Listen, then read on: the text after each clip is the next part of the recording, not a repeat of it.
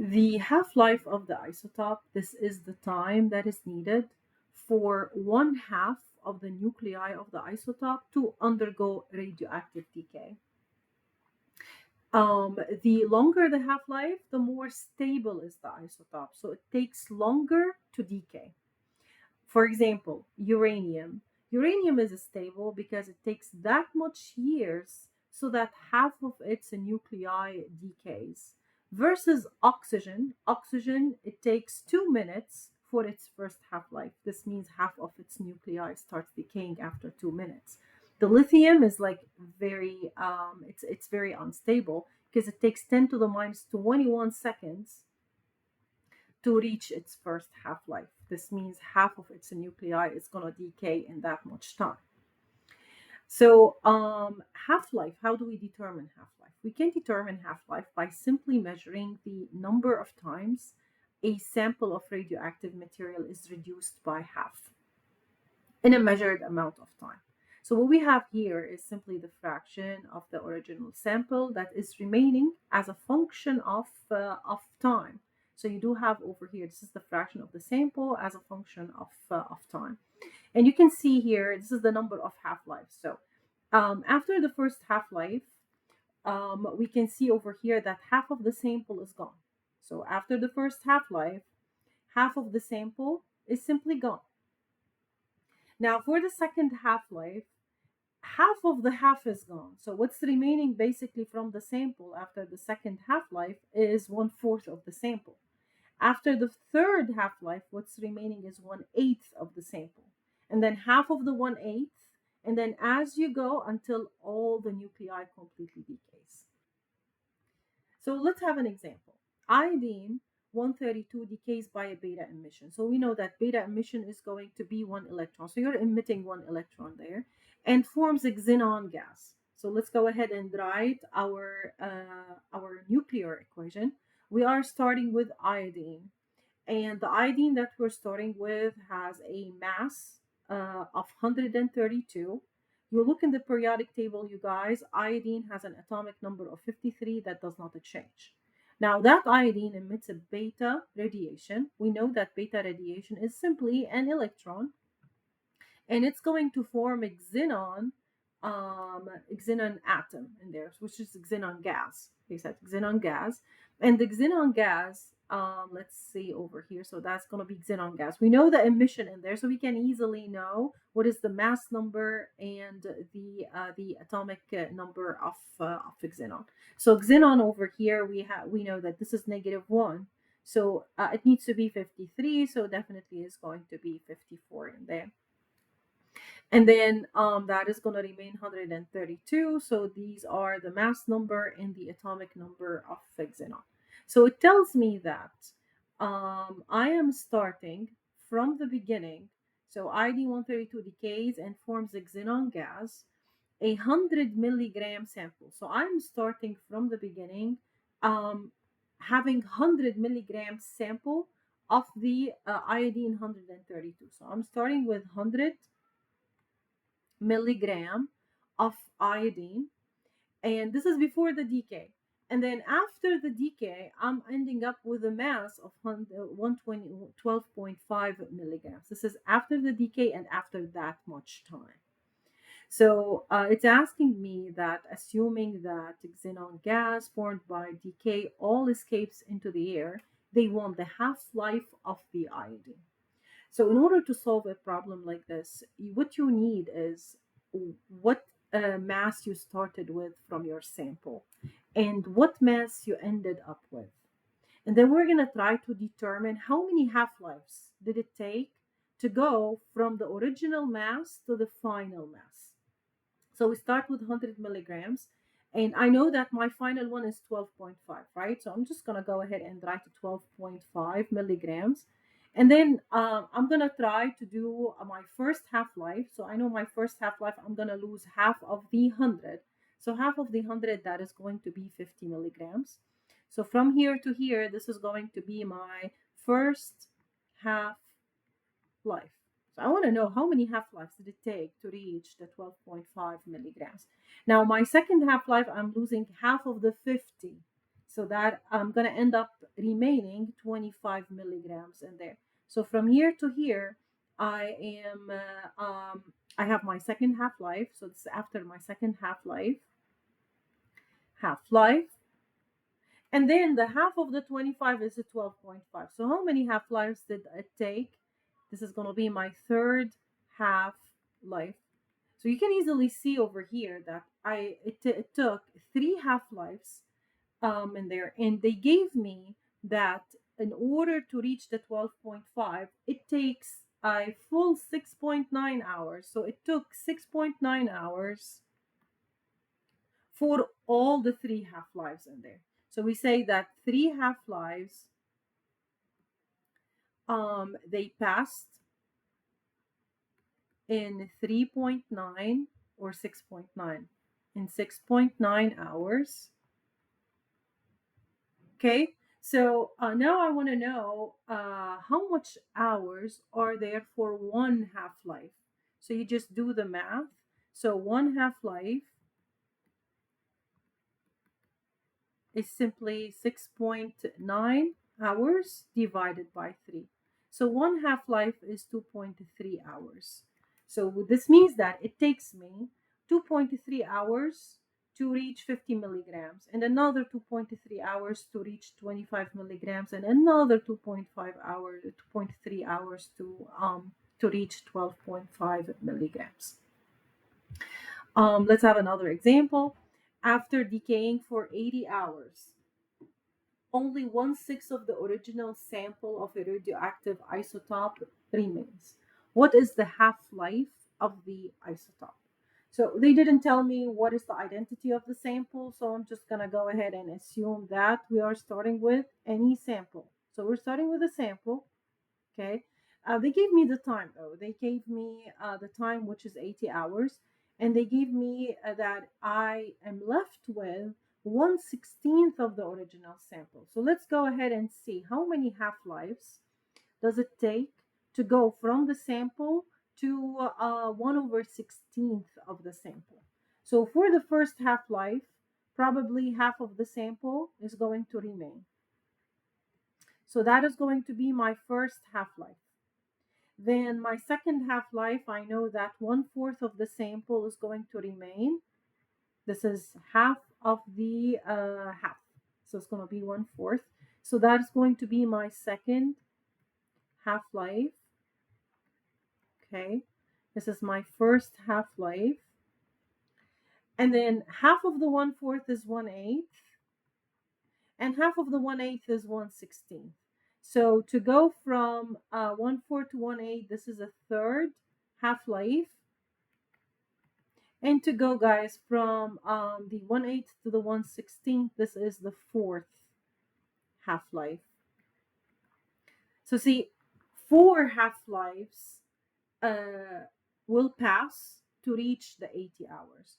So four half lives will pass, or it takes four half lives to reach 80 hours. So they want to know how much time is one half life. So one half life, that is equal to 80 divided by 4. So it's going to be 20 hours.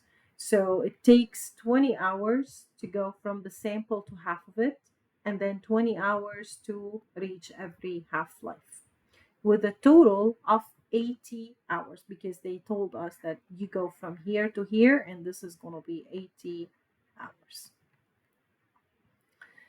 Let's have another example. The half-life of zinc 71 is 2.4 minutes. So they gave me the 2.4 minutes in there. This is the half-life. So they gave me the half-life. This is the one every one half-life. That is 2.4 minutes. Okay. They gave me the mass of the sample of zinc. So I'm starting with 100.0 grams of zinc. This is the beginning sample. They want to know how many grams would be left after 7.2 minutes have elapsed. Now I know that the half-life, so this is for the first half-life. Okay, so I know for the first half-life, it takes 2.4 minutes, or every half-life, it's going to take 2.4 minutes in order for the nucleus to decay. So for the first half-life, I'm going to end up with 50.0 grams of zinc, and that is going to be after 2.4 minutes. This is the first half-life. I need the 7.2 minutes. So I'm just going to go ahead and keep going on. After another half-life, which is another 2.4 minutes in there. Okay, we're not yet, so this is going to be the 4.8 minutes, not 7.2. So we're going to keep going on. So this is going to be the second half-life. So for the second half-life, what I'm going to end up having is 25 grams of zinc. I need a third half-life. This is going to be 12.5 grams of zinc, and that is going to be 2.4 minutes. If you add the minutes up, this is the third half-life. If you add the minutes up, then we're going to reach the 7.2 minutes in there. So therefore, it takes three half-lives, you guys. Three half-lives to reach 7.2 minutes. And the final mass that remains after the three half-lives is the 12.5 grams of the sample. Another example, after 24.0 days, 2.00 milligrams of an original sample of 128 gram remains. What is the half-life of the sample? So again, you start with the mass that of the sample, which is the original mass. This is before the decay. This is milligram of the sample. And you say, okay, let's go ahead and divide it by half. I know that at the end, 2 grams, 2 milligrams are going to remain. So I'm just going to keep doing the half-life until at the end, I'm going to reach 2 milligrams in there. So the first half-life, I'm going to end up with a 64 milligrams. The second half-life, I'm going to end up with a 32 milligrams. The third is 16. This is going to be 8. That is going to be 4. And then lastly, I'm going to end up having 2 milligrams. So let's calculate how many half-lives did it pass. This is going to be the first half-life. This is going to be the second. This is going to be the third. From the 16 to the 8, this is the fourth. This is the fifth. So see, it passed 6 half-lives in order to reach the 2 milligrams. You started with 128, that decayed after 6 half-lives, and you got 2 milligrams. The decay, the complete decay is what it says after 24 days.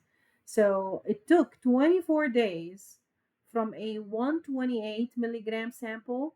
This is 24 days. So it took 24 days for a 128 milligram sample to become 2 milligram.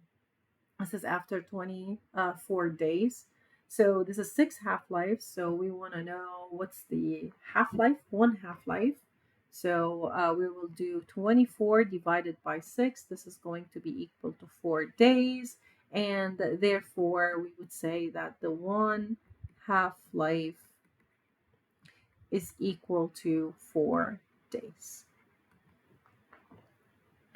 Let's have another example. How long will it take for 18 gram of radon? So I'm given a sample of radon, and the mass of the sample is 18 grams. It undergoes radioactive decay until it reaches 2.25 grams. I want the total half-life. So I want the time that it takes now. So now the question is that they need the time, okay, that it takes so that the 18 gram sample becomes the 2.25.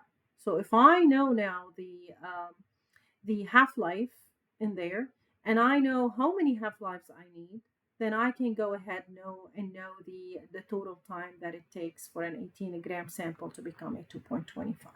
So let's first determine how many half-lives do we need. So we're going to start with the first half-life. This is going to be a 9 grams. That is going to be my first half-life. My second half-life, the 9 grams will become half, so that is going to be 4.5. My third half-life is from the 4.5 to 2.25. So how many half-lives did it pass? Three. This is one, this is two, and this is three. So it takes a three half-lives in order to go from an 18-gram sample to a 2.25 gram sample. So it takes three half-lives. And I know that it's given that each half-life is 1600 years. So from here to here, this is 1600, this is 1600, and this is 1600 years. So it's a three half-lives. So I would say that it's going to be 1600 times the three. So that it takes 4,800 years for a sample of radon to go from an 18 grams to 2.25 grams. Guys, radiation is bad, whether it's an exposure to a long term or a short term. So if you're exposed to a long term low level radiation, radiation produces reactive particles, and these particles we call them free radicals. Free radicals are very reactive, and they would react with cells of the organisms. They cause mutation, they cause cancer, they cause other serious conditions. As for the short term, it's also bad because if you are exposed to intensive radiation in a short period of term, this is going to result in tissue destruction in the exposed area and causes symptoms of acute radiation syndrome. This is the end of this chapter. What I posted on eCampus are two sheets. One is for balancing the radioactive reactions. So please do that. It does have a key. And the other one is additional problems for half-life decay, similar to the problems that we discussed here in this video. So again, go ahead and do those. Both sheets, they do have their key in there. So please practice, and if you have any questions, please let me know.